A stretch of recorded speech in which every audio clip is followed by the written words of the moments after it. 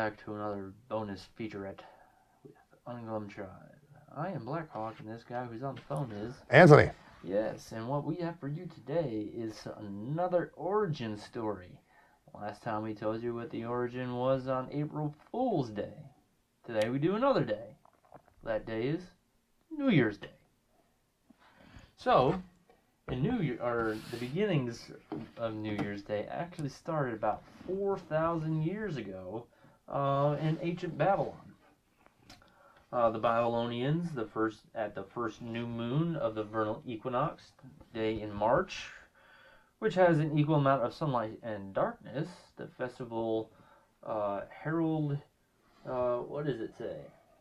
I don't know. They marked the occasion with a massive religious festival called Akitu. Massive! Massive, derived from the... How massive was it?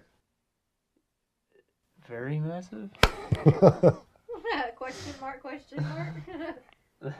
I don't know. But it's, this Akitu thing is derived from the Sumerian word for barley, which was cut in the spring. That involved a different ritual on each of its 11th day.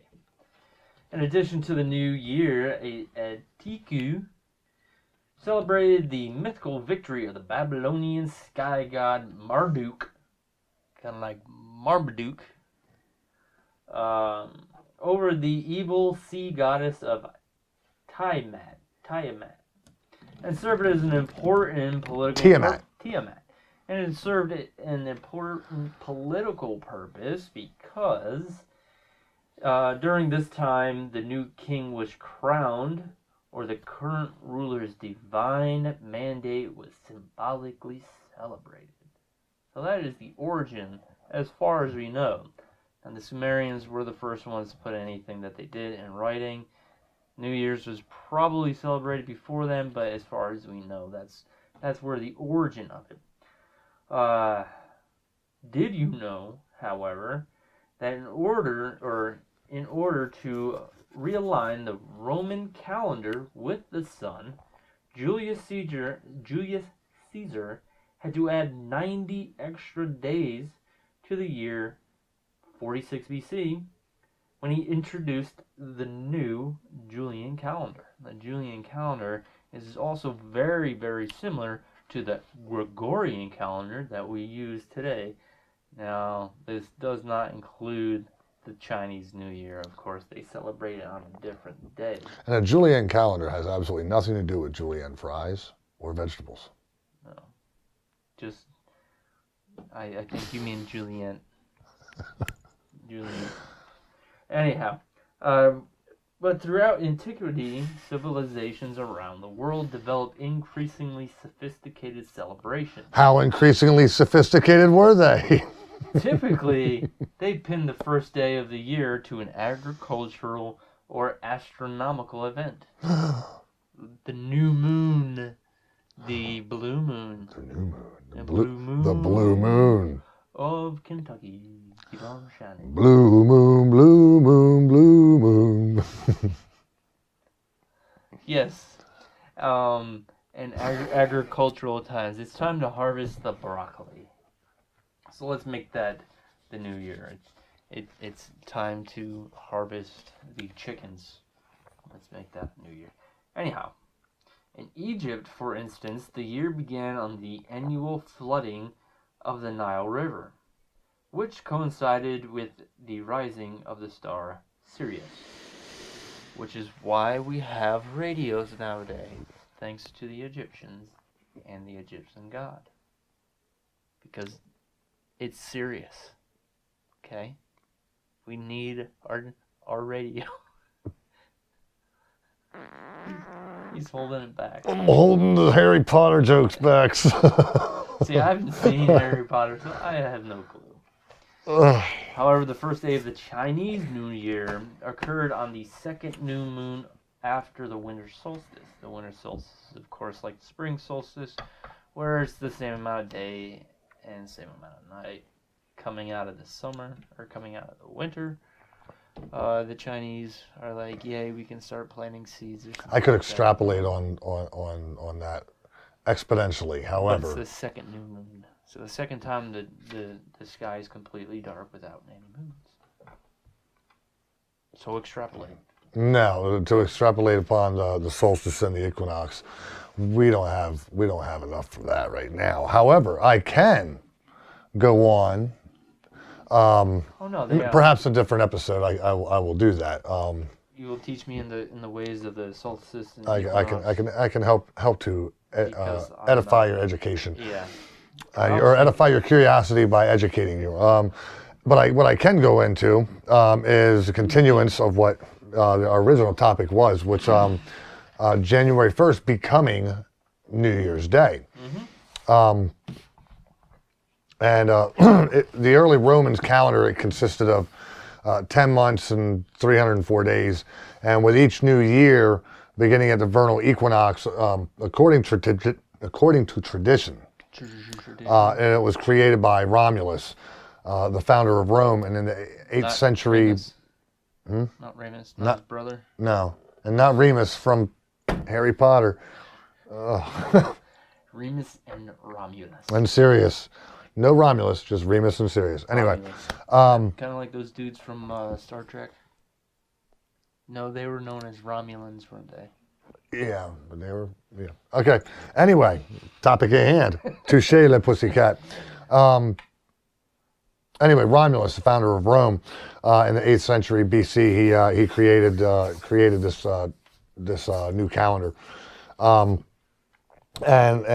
later the king Numa Pompilius, is credited with adding the actual months of Januarius and Februarius, which I'm sure you guys all know is January and February. Thank you for explaining that. Yes. Thank you. Aquarius. We'll have to name a month after you. Januarius. We'll call him Januarius. Yes. Black Hawk Arius. Carius, Black Carius.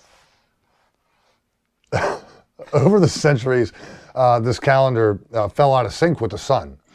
And in the 46 BC, the Emperor Julius Caesar, he decided to solve the problem by consulting with the most prominent astronomers of the time, as well as the mathematicians.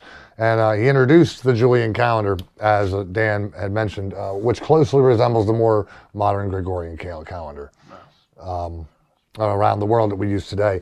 Now, as part of this reform, Caesar instituted January 1st as the first day of the year. And this was partly to honor the month, the namesake of the month, Janus, not pronounced Janus, the Roman god of beginnings, whose two faces allowed him to look back into the past and forward into the future. Romans celebrated by offering sacrifices to Janus, exchanging gifts with one another, decorating their homes with none other than, if you've seen our previous episode, laurel branches.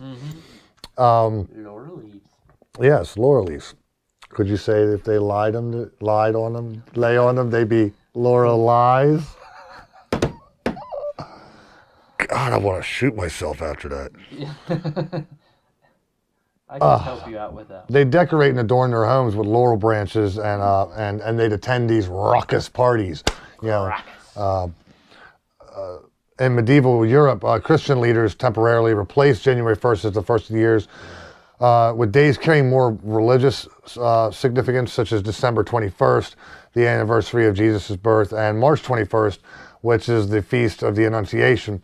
Pope Gregory the 13th reestablished January 1st, however, as New Year's Day in 1582, and thus it has stayed since. Yes, that's why it's known as the Gregorian calendar.